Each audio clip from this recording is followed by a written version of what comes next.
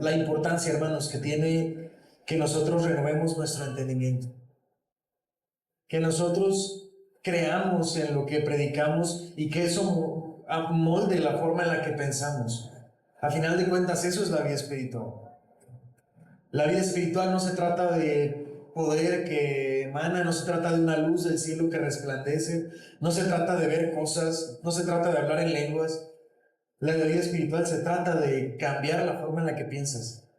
La vida espiritual se trata en renovar tu entendimiento por medio de conocer la palabra de Dios, y eso a final de cuentas se traduce en que esa conciencia que tú tienes cada vez es más la voz del Espíritu Santo guiándote. No que no te equivoques, sino que el Espíritu Santo cada vez te corrija más y evite que te equivoques. ¿Sí? Entonces, hermanos, si somos hoy muchos o somos poquitos, somos los que tenemos que ser.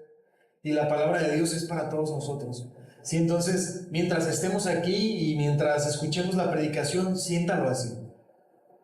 Si yo estoy aquí y a mí me tocó escuchar esta predicación, es porque tiene un propósito, no para el que está al lado de mí, sino para mí. Tiene un propósito en mi vida y yo quiero prestar atención para que ese propósito se cumpla en mí. Y Dios quiera que también en el de al lado, pero primero que se cumpla en mí y que yo entienda lo que es para mí. Amén. Muy bien. Entonces vamos a continuar con nuestro estudio en Efesios después de ese paréntesis. Y me gusta, hermanos, el libro de Efesios está siendo, debo de decir, uno de mis favoritos. Parece que voy a decir lo mismo en cada libro, pero es cierto, el libro de Efesios, yo creo que ha sido muy enriquecedor, y una de las cosas en las que nos quedamos hablando fue justamente en el capítulo 2 de Efesios, como Pablo nos dice cómo cristianos debemos de vivir una vida que aproveche las bendiciones espirituales que tenemos en Cristo, una vida que sea una vida abundante, una vida rica en bendición, pero que la bendición y la vida abundante cristiana tiene y va ligada de la persona de Cristo y de la obra de Cristo en nosotros, y de cómo esa obra de Cristo nos impacta y modifica la forma también en la que nosotros vivimos. Sí, hay personas que predican el Evangelio como solamente Dios te da a ti, pero Dios nunca demanda de ti nada, Dios nunca pide de ti nada, y tú no tienes que hacer nada, tú no tienes que entregar nada, tú no tienes que cambiar la forma en la que vives, porque Dios siempre te va a dar a ti todo lo que tú necesites, no importa la persona que seas y no importa cómo tú seas. Y si algo nos ha enseñado el libro de Efesios, hermanos, es que gozamos de una riqueza espiritual enorme en Cristo, pero que esa riqueza espiritual invita o va acompañada de que tú cambies la forma en la que vives de acuerdo a lo que Cristo ha hecho en tu vida. Por ejemplo, veíamos en el capítulo 2, versículo 1 y 2, que dice que Él nos dio vida cuando estábamos muertos en nuestros delitos y pecados, en los que en otro tiempo anduvimos, implicando de esa manera en que la forma de vivir de una persona que ha sido tocada por Cristo no puede ser comparada con su vida anterior, que lo que antes fue es pasado y que no tiene nada que ver con la persona que eres en el presente, pues antes estabas más bien caracterizado por la muerte, por el pecado, por la concupiscencia, y ahora debes de estar siendo comparado con la vida abundante en Cristo, viviendo en santidad, viviendo cada día, perfeccionando tu vida de acuerdo a las riquezas en misericordia y en gracia que has tenido en Cristo Jesús. Entonces es como estar hablando del día y la noche. Tu vida pasada debe de ser tan oscura como la noche, de hecho así lo es, pero tu vida presente debería de asemejarse más a la luz del mediodía. No puedes vivir en la misma forma en la que antes vivías. Más adelante dice, aún estando nosotros muertos en nuestros pecados, nos dio vida juntamente con Cristo, por gracia sois salvos, y dice, juntamente con Él nos resucitó, y asimismo nos hizo sentar en los lugares celestiales, en Cristo. Indicándonos así que nuestra vida pasada estaba alejada de Cristo, estábamos muertos en nuestros pecados, pero ahora vives una vida en Cristo y estás sentado en los lugares celestiales en Cristo. Es tan impactante o tan determinante Cristo para nosotros en nuestra vida, que Pablo no habla de estar sentado junto con Cristo como algo que va a suceder después. Pablo lo dice como si es algo que está sucediendo en este momento. Tú eres un ciudadano celestial, eres un ciudadano de la próxima vida, de esa vida eterna, en el presente. Por lo tanto, la forma en la que tú te conduces tiene que ser un indicativo, tiene que ser comparable con un ciudadano celestial, no con un ciudadano de este mundo.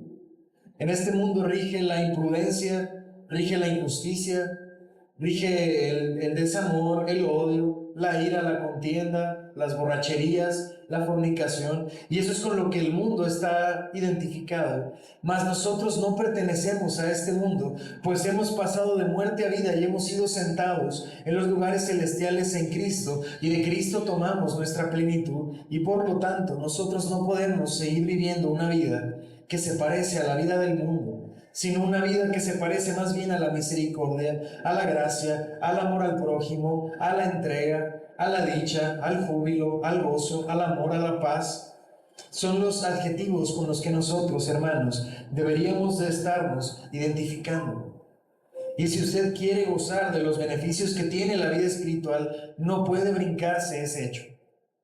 No podemos pasar por alto eso. Las bendiciones espirituales van acompañadas de un cambio en la forma en la que vivimos. Dios es un buen padre y Él no va a darle un beneficio a un hijo que no se porta bien. Así como nuestros padres, cuando nos portamos mal, éramos niños, no lo sé, pero no lo sé ustedes, pero a mí, por ejemplo, a mí sí me daban mis nalgadas, ¿no? Entonces, mis padres nunca iban a premiarme, no, hijo, te has portado tan mal, has sacado tan malas calificaciones, ¿qué te parece si te llevamos a un balneario? ¿O qué te parece si te compramos la última consola que acaba de salir porque te has portado muy mal? ¿Ustedes creen que eso sería un padre responsable? Por supuesto que no. Pues hermanos, si un padre aquí, los padres terrenales, saben ser buenos padres de esa manera, ¿ustedes cuánto creen más que nuestro Padre Celestial sabe ser un buen padre? Y Él no va a premiar a un hijo que no sabe portarse como su hijo.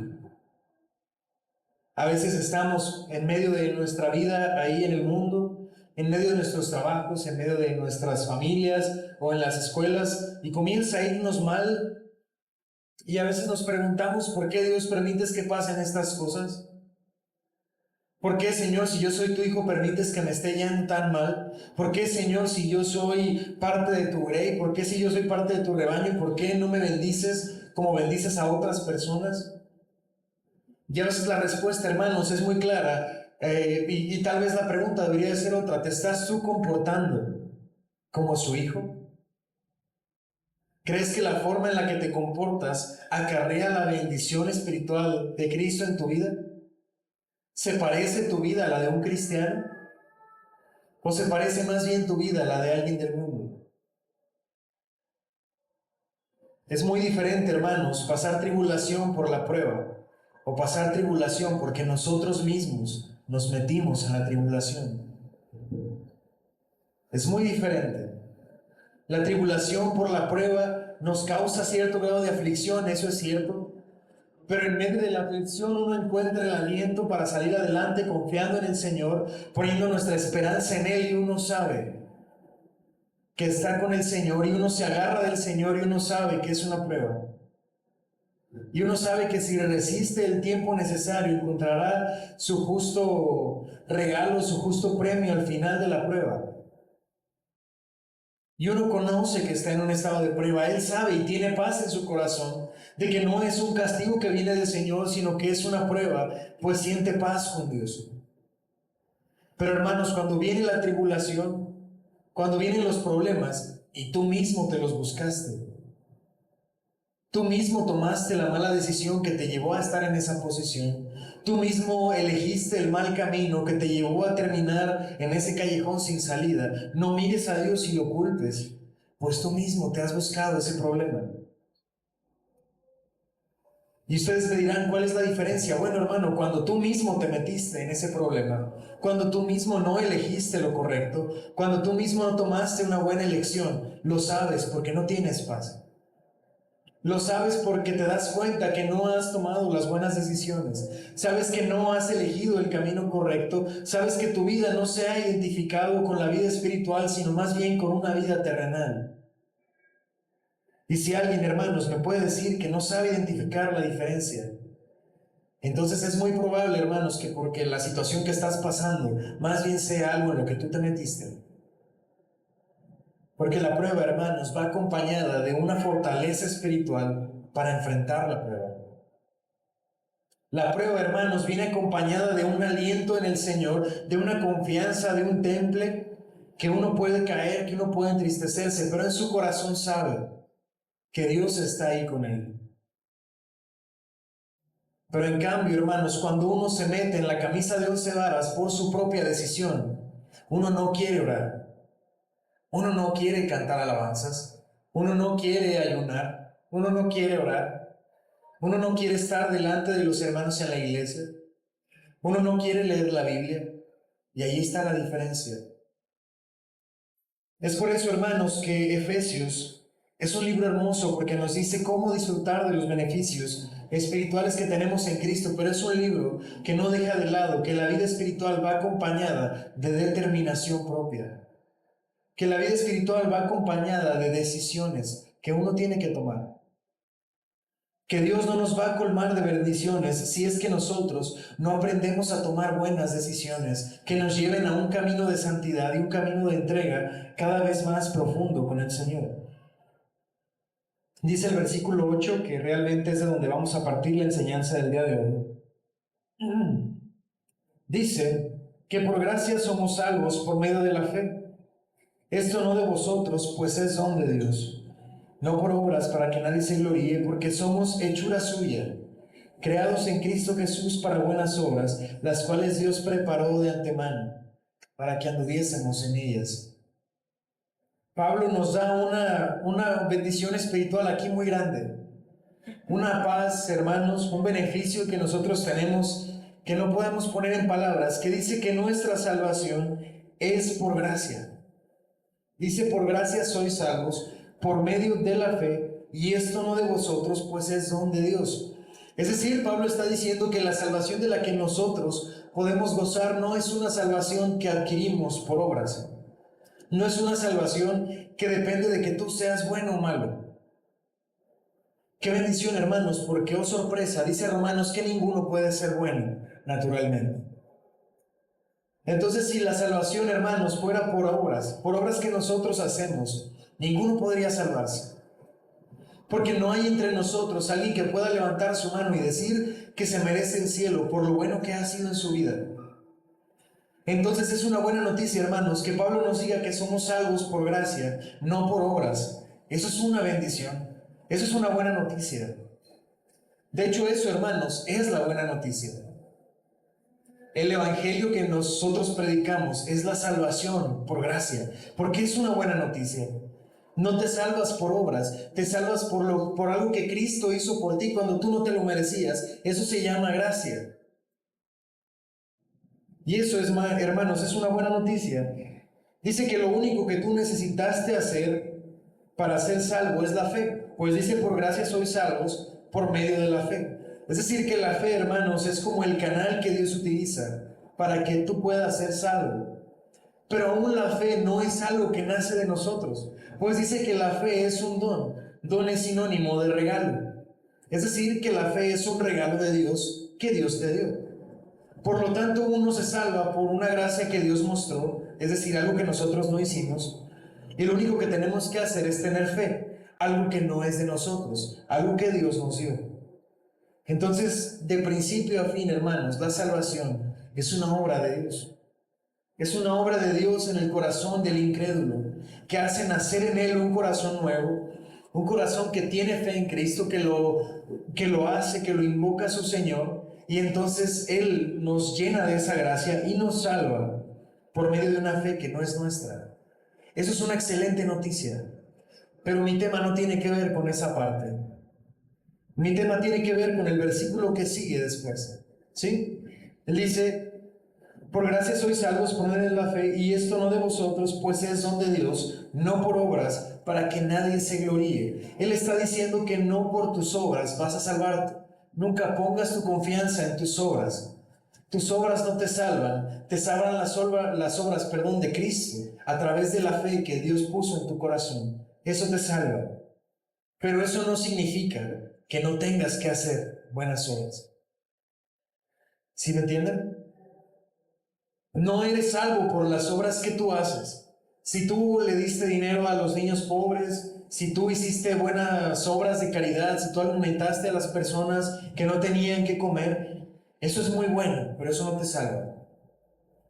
Lo único que nos salva es la obra de Cristo actuando en nosotros a través de una fe que Dios puso en nosotros para que nosotros no podamos gloriarnos de nuestras obras.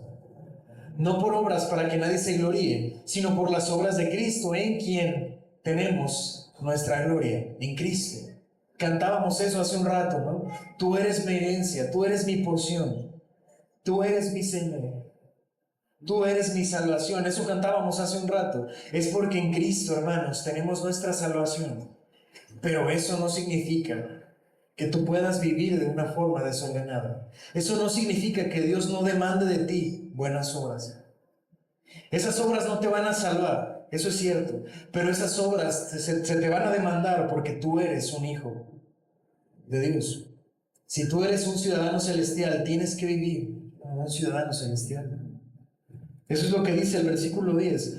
Porque somos hechura suya, creados en Cristo Jesús para buenas obras. Nosotros, hermanos, somos hechura suya, creados en Cristo Jesús. Él no está hablando de nuestra vida pasada. Cuando Él dice que fuimos creados en Cristo Jesús, no está hablando de la creación en este mundo. No está hablando del día en el que naciste. No está hablando del día en el que te hiciste un embrión y naciste dentro de tu madre. No está hablando de ese momento. Está hablando de la nueva vida espiritual que tienes. Fuiste creado nuevamente en Cristo para buenas obras. Naciste de nuevo. El día en que Cristo murió por ti y el día en que esa salvación que Él ganó para ti fue efectiva en tu corazón, tú fuiste una nueva creación en Cristo. Renaciste en la vida de Cristo. Y a partir de ese momento dice que fuimos hechura suya, creados en Cristo Jesús para buenas obras. Ese es tu propósito. El Señor no te salvó para que tú puedas seguir viviendo de una forma desordenada. El Señor Jesús no dio su vida por ti para que tú vuelvas a las mismas cosas que antes hacías. No fue crucificado para que tú vuelvas a pecar de la misma manera. Él fue crucificado y entregó su vida por ti para que tú creyeras en Él, para que esa fe en Él alcanzara para ti salvación y entonces comenzaras a vivir una vida distinta. Fuiste creado en Cristo para buenas obras. Si alguna vez te has preguntado por qué Cristo me salvó, bueno, Cristo te salvó para que vivas en buenas obras y esas obras le den gloria a Él. ¿Se acuerdan que leíamos la semana pasada ese versículo? Dice el versículo 7, para mostrar en los siglos venideros las abundantes riquezas de su gracia en su bondad para con nosotros en Cristo Jesús. Pero fuiste creado en Cristo, hermano, para que tengas buenas obras, para que vivas en esas buenas obras. Y no solamente dice que Él lo deja al aire, ¿no? Él te hace una nueva vida, Él te crea en Cristo Jesús para buenas obras y tú descúbrelas. Dice la segunda parte de este versículo, las cuales Dios preparó de antemano para que anduviésemos en ellas. Es decir, hermano, que cuando Dios te salvó, Él creó un plan en el que tú vives de una forma correcta y Él preparó el camino que tú tienes que andar y es tu responsabilidad andar en ese camino. Vivir en esas buenas obras que Dios ya preparó de antemano. Eso quiere decir que ya hay un plan configurado para tu vida en el que tú tienes que andar, que tú tienes que preocuparte constantemente en conocer, que tú tienes que apegarte a Él en santidad. Y el Señor va a llevar tu vida por un camino de buenas obras porque Él ya preparó ese camino para ti. Eso se dice muy bonito. Eso es algo bien bonito para nosotros. Pero eso nos lleva a una pregunta muy importante, hermano. ¿Estás andando en el camino de las buenas obras que Dios preparó para ti? ¿Estás tomando buenas decisiones? Cuando te levantas en la mañana, ¿piensas en voy a andar en las buenas obras que el Señor hizo para mí el día de hoy? Cuando estás a las puertas de tomar una buena decisión, pero más bien una decisión, ¿Tomas en cuenta la voluntad de Dios? ¿Tomas en cuenta el consejo sabio del Espíritu Santo? Inclinas tu cabeza en oración y le dices: Señor, ayúdame a identificar la buena decisión que me lleve por el camino que tú preparaste de antemano para mí. Porque no sé, hermanos, que más bien nosotros tomamos la decisión.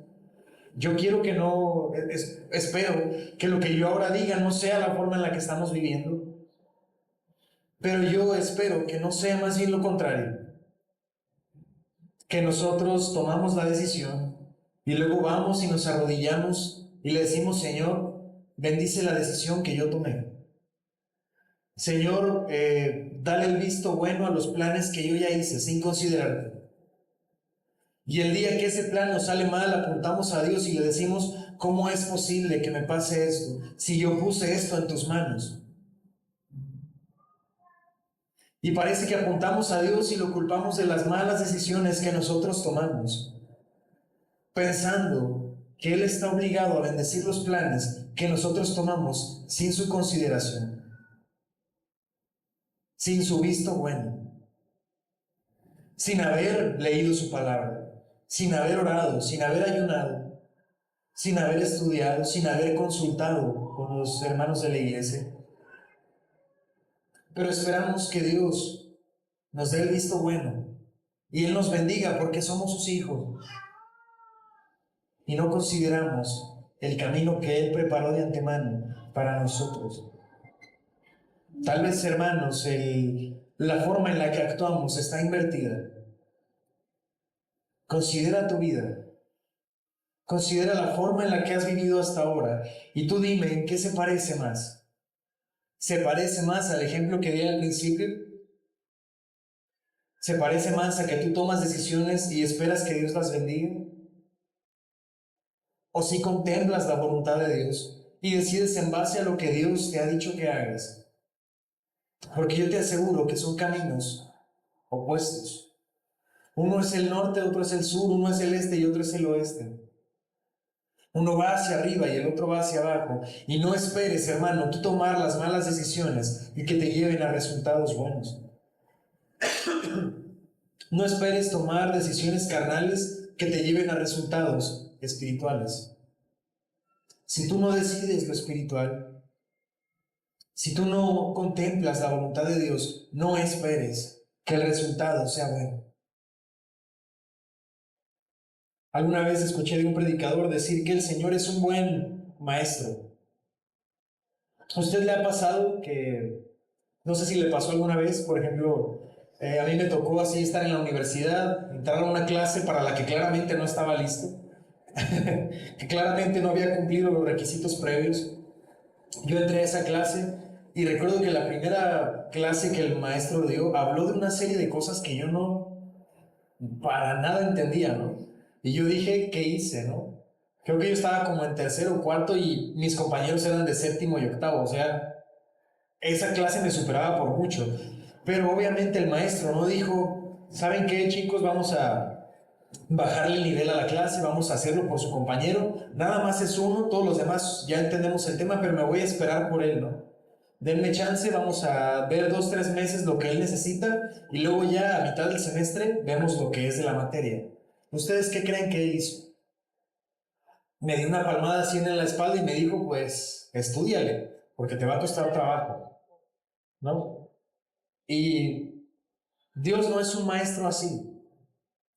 Él no se pone del lado de la prueba y te espera que lo pases, pero si no lo pasas, no te preocupes. Vamos a regresarnos todo lo que tú quieras. Si quieres, nos regresamos hasta cuando tú eras del mundo y desde ahí te voy enseñando. No te preocupes. Y vamos a ir caminando, o si quieres, nos brincamos la lección y te doy la bendición. De todas formas, tienes bonitos sentimientos. Te doy el beneficio y nos brincamos esta lección de la paciencia. ¿Qué te parece? ¿No la brincamos? No, hermanos, el Señor es un buen maestro. Él se va a esperar en la prueba. Él va a estar ahí a las puertas de esa prueba hasta que tú no elijas pasarla.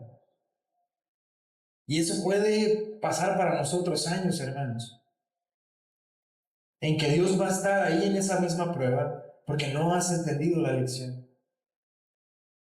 porque no has aprendido lo que debiste haber aprendido, porque no has tomado la buena decisión y Dios no se va a brincar la lección. Ni Dios va a permitir que te regreses hasta primero. Él es un buen maestro. Y la cuestión, hermanos, es que a veces queremos tomar los beneficios sin atravesar las lecciones. Queremos tomar las recompensas, pero nosotros no hacemos buenas decisiones. Queremos disfrutar de la bendición, pero cuando viene el momento de elegir, no le preguntamos a Él. Dice el versículo 11, por tanto acordaos de que en otro tiempo vosotros los gentiles en cuanto a la carne erais llamados sin circuncisión por la llamada circuncisión hecha con mano en carne. Y aquí es donde está el foco al que yo quiero centrarme. En aquel tiempo estaban sin Cristo, alejados de las promesas, sin esperanza y sin Dios en el mundo. Antes, hermanos, dice, estábamos sin Cristo. Y Dios para nosotros no era un Padre. Dios para nosotros no era un justo refugio. No era nuestra roca de salvación. No era nuestro abrigo en medio de un día tormentoso. Dice que nosotros no teníamos esperanza y no teníamos Dios en el mundo. Pero dice que eso era en otro tiempo, no en el presente. En el presente nosotros no estamos sin Cristo, no somos ajenos a sus promesas, no somos ajenos a su abrigo, no somos ajenos a su sombra, no somos ajenos a nuestro Dios. Nosotros podemos llamarle Padre, pero a veces vivimos como si Cristo no fuera nuestra esperanza, como si Dios no fuera nuestro abrigo, como si Dios no fuera nuestra roca de salvación, como si no tuviéramos refugio a donde estar. Por eso Pablo dice que eso fue en otro tiempo. Y en otro tiempo esa era nuestra vida. Fíjense que dice que estábamos sin Cristo, y estar sin Cristo es no tener las bendiciones, estar sin Cristo es no tener paz con Dios, estar sin Cristo es no tener abundancia, estar sin Cristo es no tener gozo, no tener paz con Dios, no tener plenitud en el corazón. Dice, alejados de la ciudadanía de Israel. ¿Ustedes a qué creen que se refiere con la ciudadanía de Israel? Al cuidado, a la protección, al resguardo en Cristo. Israel andaba de pueblo en pueblo y ahí a donde iban, Dios les daba victoria sobre sus enemigos y ellos sabían que eran el pueblo de Dios, porque Dios una y otra vez se los demostraba, victoria tras victoria, les decía, yo soy Jehová tu Dios, que te sacó de la esclavitud. Yo soy Jehová tu Dios que te salvó de la esclavitud en Babilonia. Yo soy Jehová tu Dios que te libró del cananeo. Yo soy Jehová tu Dios, el que te esfuerza, el que te da valor. Siempre te ayudaré, siempre te sustentaré con la diestra de mi justicia, porque yo soy Jehová tu Dios. Ese era el mantra, ¿no? La filosofía más profunda de Israel era, oye Israel, Jehová nuestro Dios, Jehová uno es. Nosotros somos Israel y tú eres nuestro Dios. En otro tiempo, dice, estaban sin la ciudadanía de Israel, es decir, tú no podías decirle a Dios, Padre, tú no eras su pueblo, tú no tenías su protección, tú no gozabas de sus bendiciones. Dice, ajenos al pacto de la promesa, es decir, ajenos a la paz con Dios, ajenos a la vida eterna, a la vida abundante en Cristo. No pertenecíamos a eso. Y dice, estábamos sin esperanza y sin Dios en el mundo. Qué terrible, ¿no? Suena así la vida. Sin Cristo, sin promesas, sin esperanza, sin Dios en el mundo. Es decir, desahuciados. No había, quien hiciera algo por ti. No había nada que tú pudieras hacer. No había nada que pudieras ganar. No había lugar al que pudieras correr. No había quien levantara tu cabeza, quien limpiara tus lágrimas. No había quien te vistiera de buena ropa. No había quien te alimentara. Pero dice en otro tiempo, eso eras. En otro tiempo eras pobre, en otro tiempo estabas desnudo, pero ahora no es ese tiempo. Entonces, ¿por qué a veces vivimos como si viviéramos en el pasado? Tomamos decisiones que no contemplan a Dios. Nos pasa un problema en nuestra casa, tenemos un problema en el trabajo y no recurrimos a Cristo. Tenemos alguna aflicción en el corazón, alguna tristeza profunda y no la llevamos a sus pies. Nos sentimos cargados y atribulados y no corremos a su justo refugio. Sentimos que la vida se desmorona y no nos sujetamos en la roca de salvación. No encontramos camino por el cual andar y no nos fijamos que estamos en medio de un pueblo que es de Dios y que no somos ajenos a su promesa y que tenemos esperanza. Y lo más importante de todo, a veces vivimos y tomamos decisiones como si no tuviéramos un Dios al cual le respondemos. Tomamos y hacemos y decidimos cosas sin contemplar que somos parte del pueblo de Dios.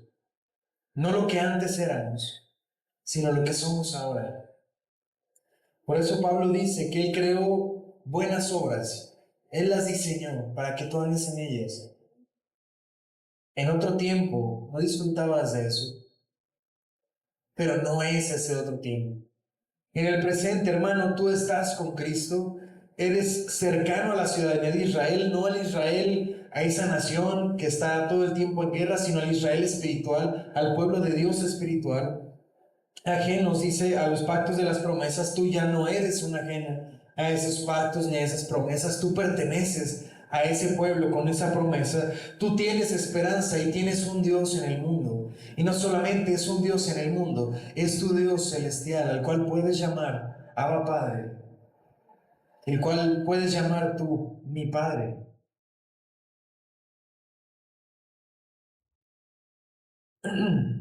Por eso dice, pero ahora en Cristo Jesús, vosotros que en otro tiempo estaban lejos, habéis sido hechos cercanos por la sangre de Cristo. ¿Quieres disfrutar de los beneficios espirituales de estar en Cristo? Entonces tienes que comenzar a vivir como cristiano. Andar en los caminos que Él preparó de antemano, a preguntártelo todos los días. Nadie, hermano, nadie espera que de la noche a la mañana tú de repente tomes todas las buenas decisiones y nunca más te equivoques, y nunca falles, y nunca fracases, y nunca vuelvas a mentir, y nunca vuelvas a engañar. Nadie espera que seas perfecto de la noche a la mañana.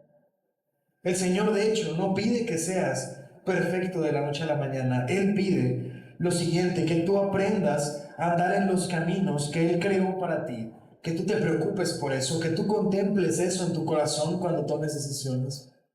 Cuando te levantes en la mañana, que tú busques el camino que Él diseñó para ti. Él sabe que te vas a equivocar. Él conoce que tú eres un pecador. Él sabe cuál es tu condición. No le toma por sorpresa que te equivoques. Pero vas a fracasar una vez y el Señor te va a volver a levantar, porque dice que nunca deja caído al justo, sino que vuelve a levantarlo. Y una vez te vuelve a levantar, tú vas a volver a enfrentar la vida y vas a triunfar en unas y vas a caer en otras, pero siempre te vas a levantar y siempre vas a andar en el camino que Él preparó para ti. Y en ese camino, hermano, vas a disfrutar de las bendiciones espirituales que tiene estar en Cristo. Pero no esperes disfrutar de esas bendiciones si no estás dispuesto a andar en ese camino. Si no estás dispuesto a andar en el camino que el Señor diseñó, no esperes cosechar los frutos espirituales de Cristo. Entonces, delante de nosotros, hermano, tienes dos opciones. O seguimos viviendo como hasta ahora. Seguimos andando el camino que nosotros queremos, abriendo brecha, esperando algún día cosechar algún fruto bueno espiritual. Y cuando no lo consigas, apuntas a Dios y lo culpas. O te determinas todos los días a vivir buscando la voluntad de Dios, a vivir andando en el camino que Él preparó para ti, en el que también va a haber tribulación, en el que también va a haber problemas, pero en el que vas a tener la certeza de que el Señor está contigo, que no estás alejado de Él y que al final de cuentas, hermano, vas a cosechar los frutos de ese camino, de andar en ese camino. Amén. Voy a terminar con una oración.